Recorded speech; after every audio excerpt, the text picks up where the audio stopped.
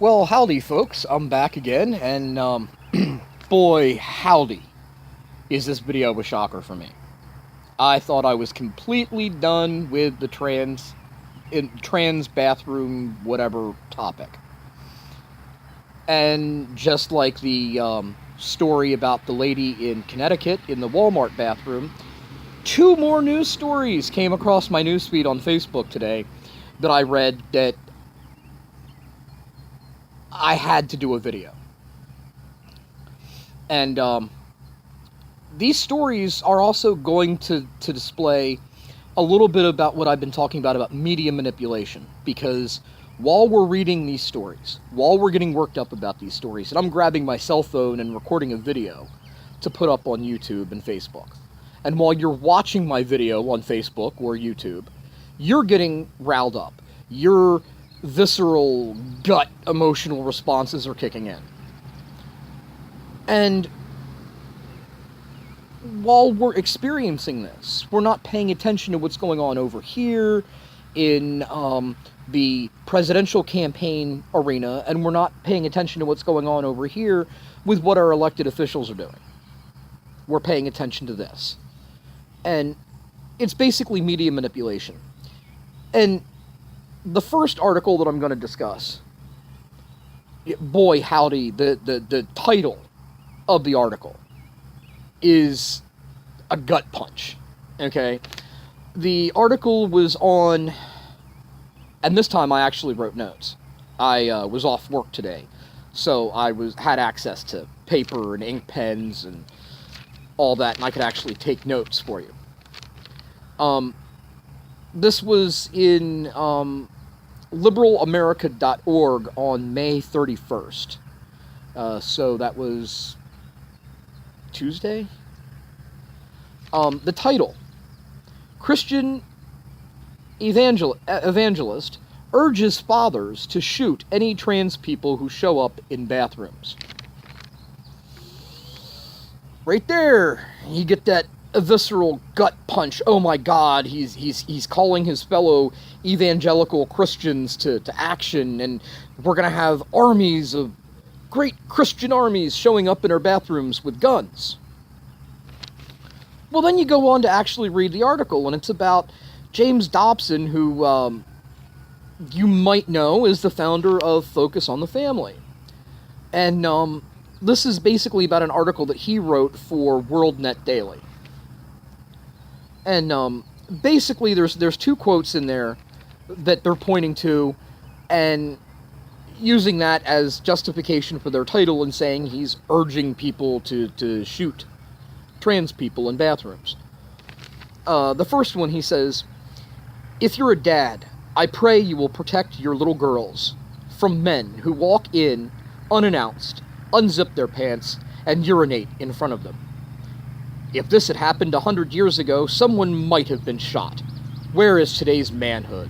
God help us." Well, that right there, I read that, and I'm thinking, he's not coming out and calling for his followers to do this. He is, but he's not. It's veiled. It's really veiled. And you've seen this a million times. I've seen it a million times. Politicians do it. Alleged journalists do it. I've seen, who was it, Sean Hannity. I think it was Sean Hannity. Don't quote me on that. On Fox News, talking about the census takers and how the census is a violation of your constitutional rights, and if a census taker shows up at his house, he's got a loaded gun waiting for them.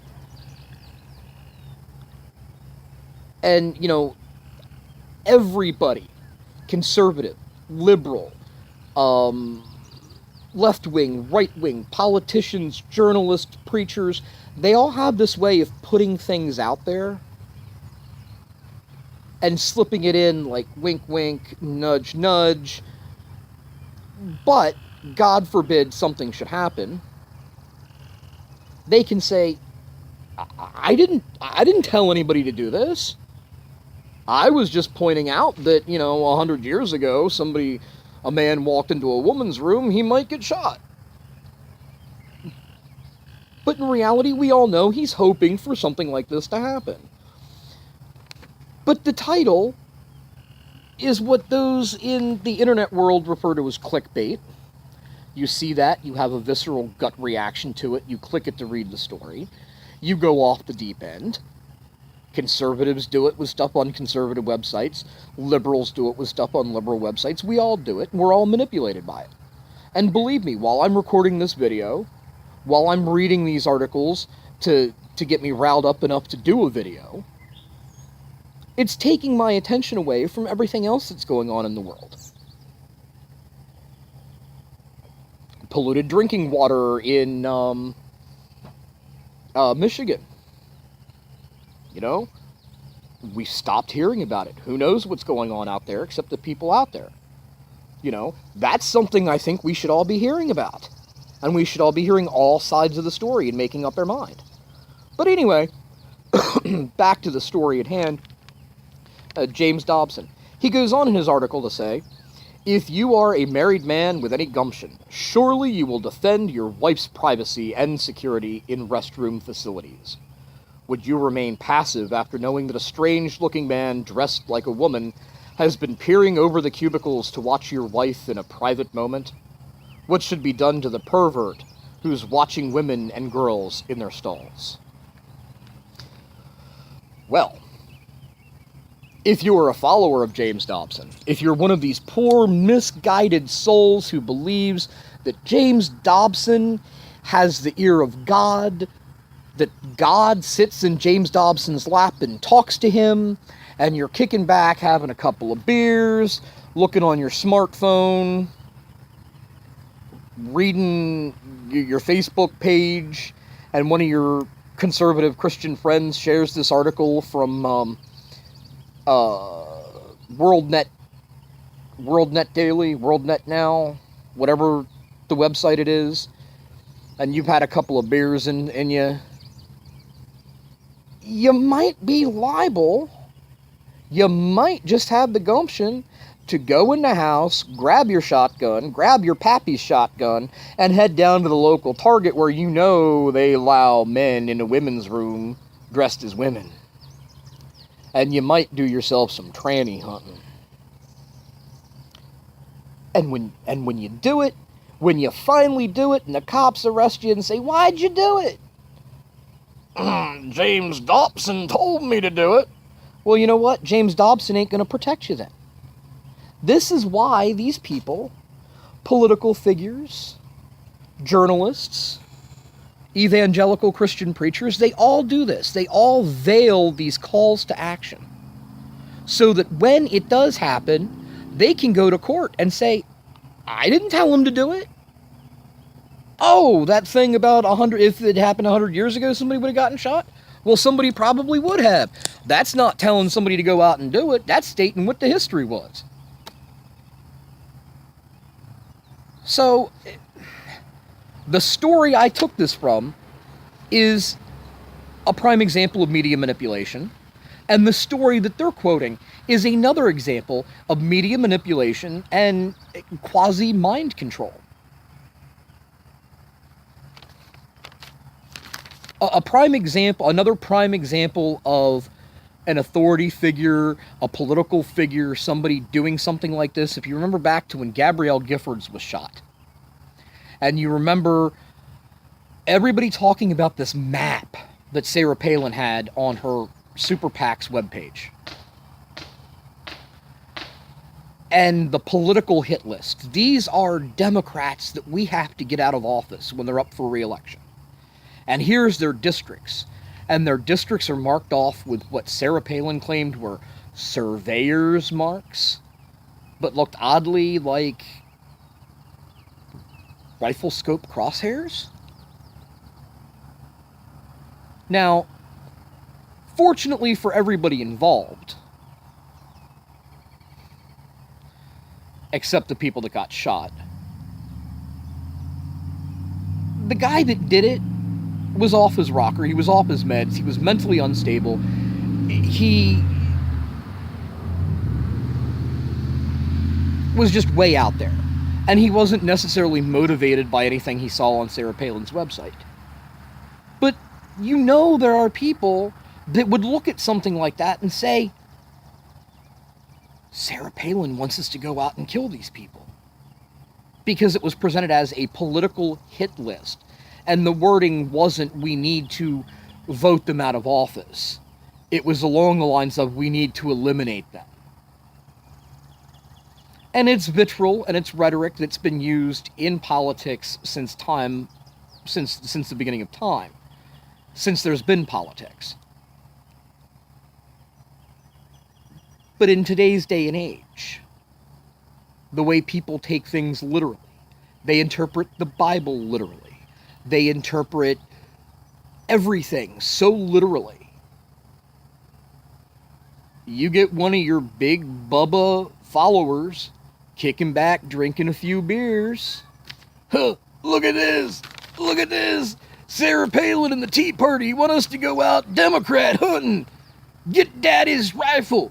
I'm gonna go get my pappy's shotgun! We're gonna go shoot us a Democrat! And then there's always a story. There's always a story as to why that's not what I meant. Sarah Palin, those weren't gun crosshairs. Those were surveyor's marks. I was just using the same political vitriol and rhetoric that's been used since time immemorial. I shouldn't be held responsible because I didn't tell anybody to go out and shoot somebody. Really? Really? But people in your ilk? Oh, who was it? Michelle Bachmann?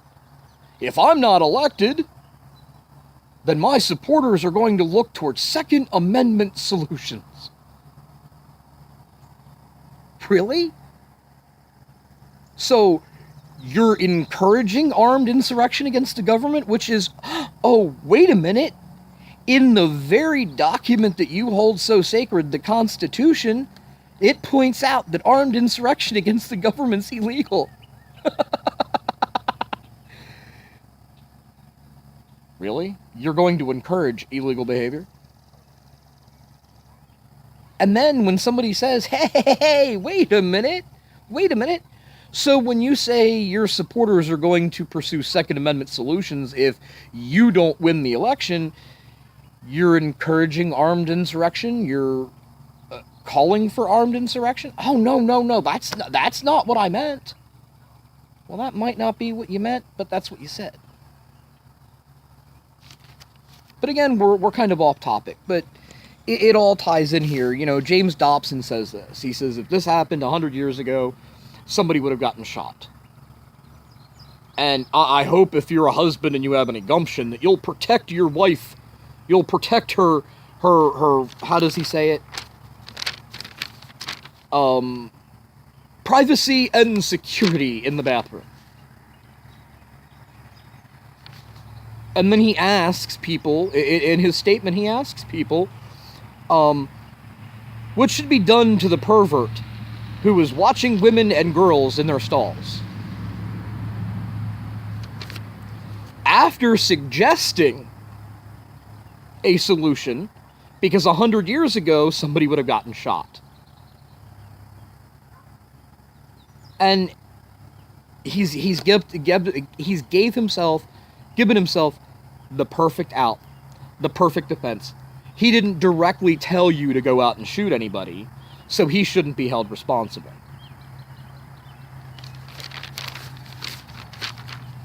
And the second one comes from the second story, also from May 31st, the Bipartisan Report. This is the headline. Anti-trans bathroom child protector caught with a 13-year-old girl chained in basement.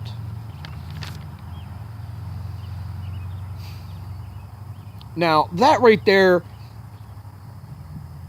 makes you think you're going to read something different than what you actually read. And basically what it is this guy, Eston Ciborro,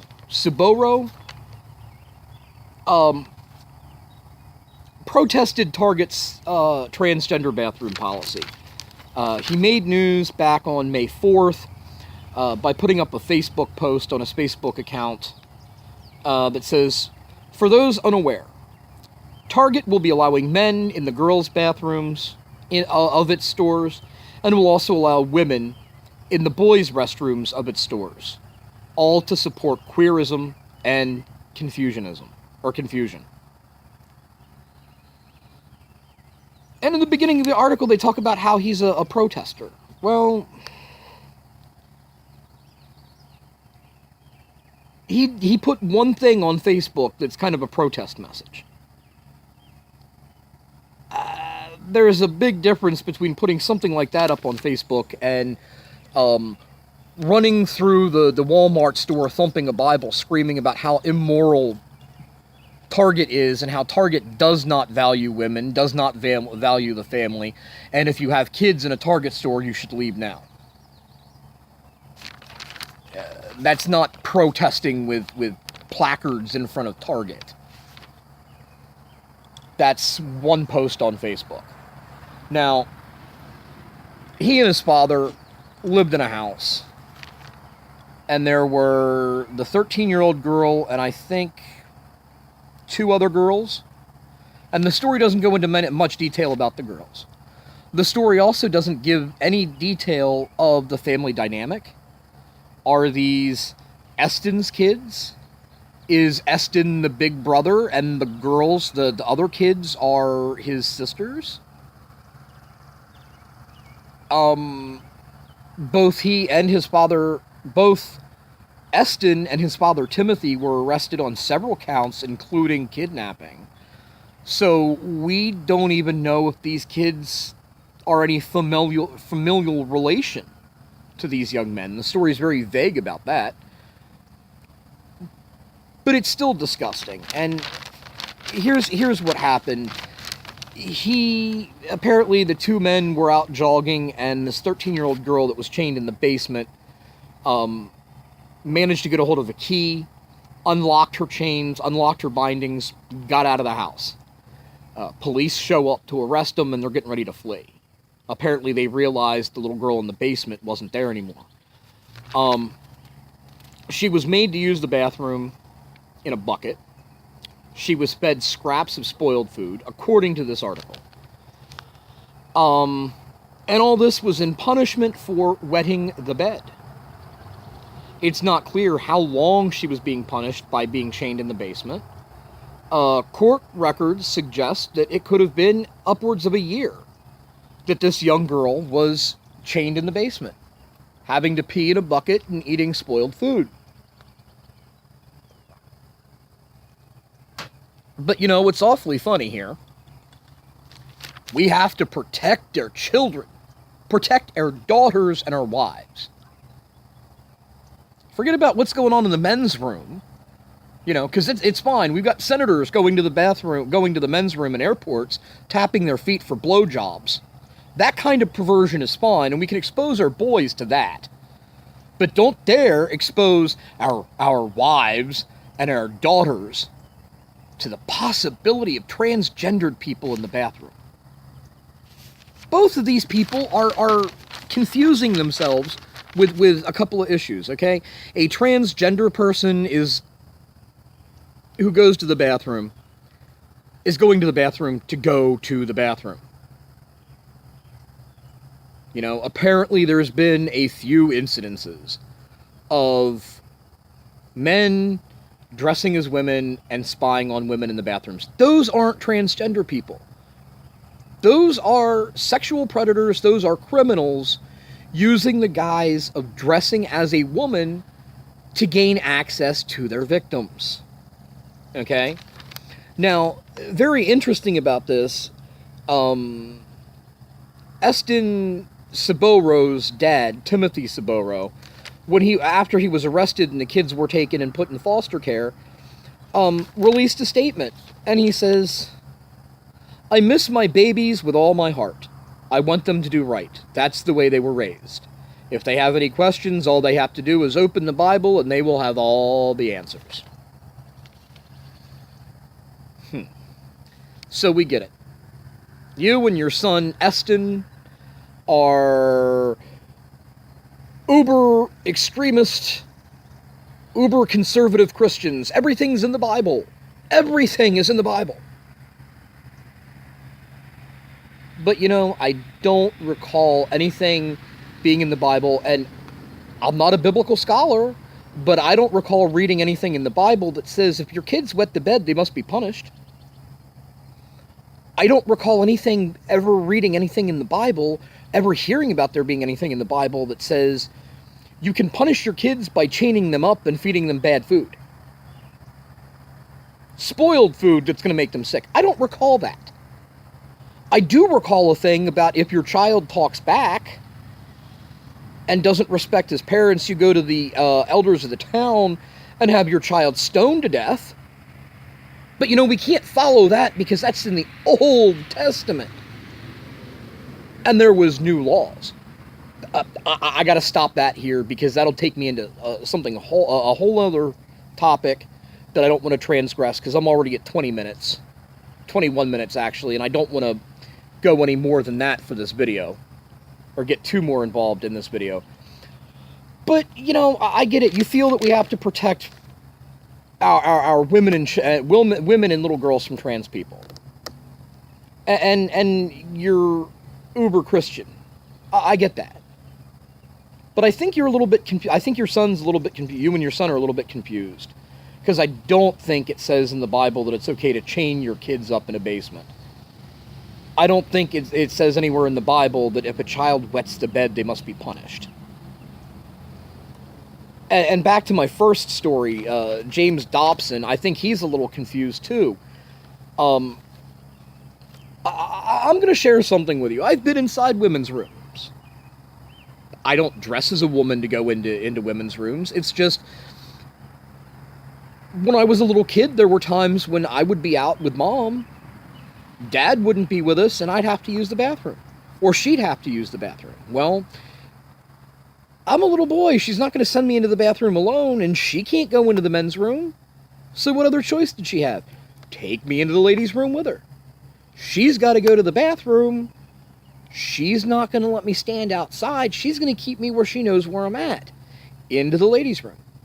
Plus, I've worked a lot of jobs in retail and a lot of jobs in food service where my job was to go into the women's room and refill toilet paper and clean up the bathroom and all that stuff.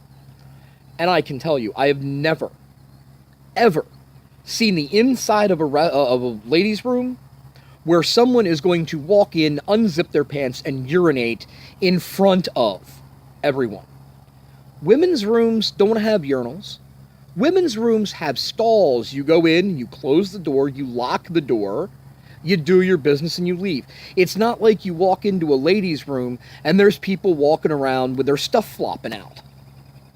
Mr. Dobson, I think you're a little bit confused. Or you're just using that as another tool to rile up the people reading your article. See, since my whole theme here is one American's opinion, I have to close it out with an opinion. So here's my solution to this whole mess. We dissolved the federal government. We dissolved the state governments. And believe me, my libertarian friends who may very well watch this are going to love this solution, as well as my anarchist friends, because that's my solution here. We dissolve all governments: federal, state, county, and city and township governments. We get rid of all governments. There's no laws. There is but one law that we follow. You govern your home, your property, and your family as you see fit. And you keep your nose the fuck out of everybody else's. But then, that's just one American's opinion.